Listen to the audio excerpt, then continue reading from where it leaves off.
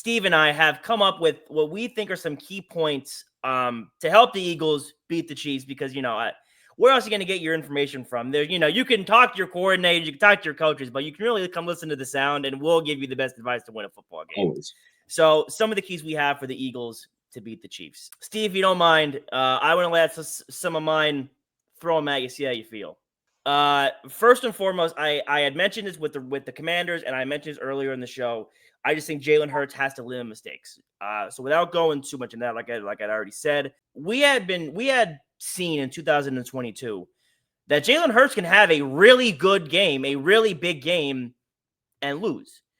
And we've also now seen in this season that Jalen Hurts can play subpar or average, and we win. We're a pretty good team. With having Saquon and having the defense be in a better and more experienced position than in 2022 when they were just babies coming into the league, there is not as much of a need for Jalen Hurts to be Superman and do all those things that he needs to do.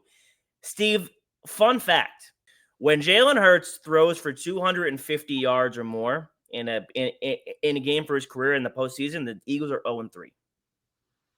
When he throws for just 150 yards in a game, this is the first time that they've won in his career, the last game against the Commanders. Okay.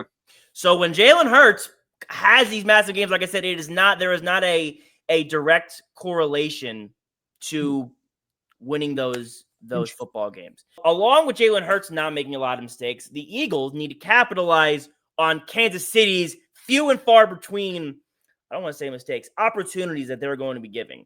So any sort of blocks, or like block kicks or block punts, any sort of regular punts, even when if the Chiefs are not scoring a touchdown and just kicking a field goal, the Eagles need to come back and capitalize on that right away. Because like I said, the Chiefs have not given margin for error, not even this season, but throughout their tenure in the Mahomes era.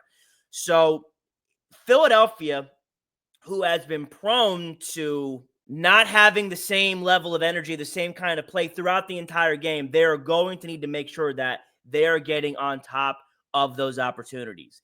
This is not a game, the biggest game of the season with the best team we've ever seen. They're not going to give you chances to do those things in this kind of game. When teams get in the Super Bowl, get in games like this, and they are in the position the Eagles are, where they're underdogs, they're playing against a historic opponent or someone that the world feels clearly outmatches them. A lot of teams like to go, all right, guys, listen, shut all that out. Focus on you. Focus on your brothers. We're here now. We're here to win, and it's about us together. I am saying, open up those ears. Let all that noise in. Listen to what the world has been saying to you. Listen to the conversation that the sound is having of, man, how are the Eagles going to do this? They got to pull it off somehow. Listen to all that. Listen to the historic three-peat going on and how Mahomes is going to be the GOAT. And be like, this is what everyone is saying. And we, again, how much more Philadelphia can you get than by defying the odds and ruining it for everyone? Moral of the story, this is not going to be an easy game for the Eagles to win, and they essentially have to play the most perfect game to have a chance at coming out on top.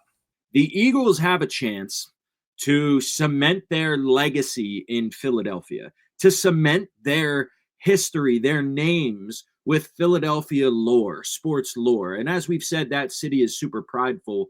So you want that city to have your back till the day that you stop breathing, you win this Super Bowl. How do you win the Super Bowl? You got to go after Mahomes. Now, listen, I'm not talking Bountygate here. I'm not talking Sean Payton, 2011 Saints. No. I'm saying when you have the opportunity to lay some wood on him, you hit him. You got to get Patrick Mahomes off his spot. Cam, 7 times this year, Patrick Mahomes was sacked 3 or more times.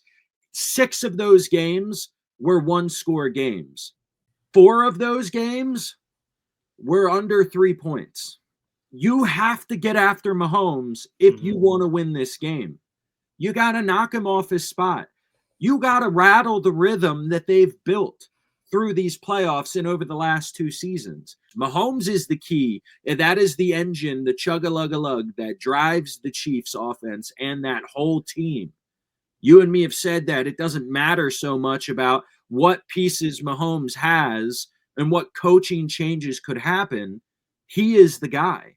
And you said something that I hadn't thought of, that Philadelphia will back up and accept and hold on to this team after this happens. Like that 2018 Eagles team that beat Tom Brady, there are diehard Eagles fans that will tell you the top to bottom who was on that roster, and they'll never forget it for as long as they live. And as you said, Nick Foles pays for nothing in Philadelphia for as long as he lives.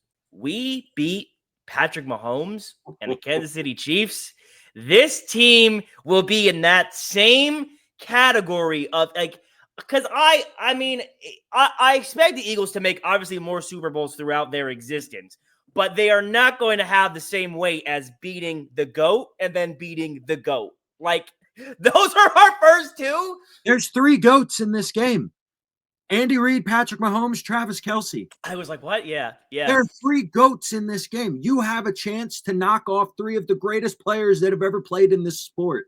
You know what that city, they will die for this team. What do you think happens if the Eagles, now Jason Kelce and Travis Kelce, Travis loses, you think Jason's going to he's like rub it in his face? New Heights might get canceled. Maybe. The showdown. Listen to the sound. I listen to the sound.